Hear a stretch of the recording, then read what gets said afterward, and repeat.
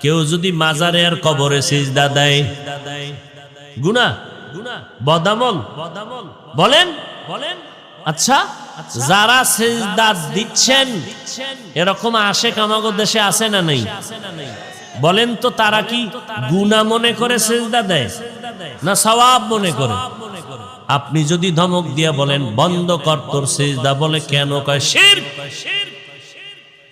এটা কি শিরক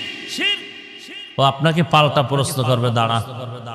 শিরিক যে বললি কারণ দলিল দে আপনি দলিল দিলেন ইবাদতের জন্য আল্লাহ ছাড়া অন্য কাউকে সিজদা দেওয়া হারাম দলিল দিছেন নি কথা কয় না দিছেন সে বলে তোর দলিল থাম এবার আমার জবাব নে আমরা যারা পীরের কদমে সিজদা দেই মাজারে দেই এটা ইবাদাতান সিজদা দেই না তাজিমান সিজদা দেই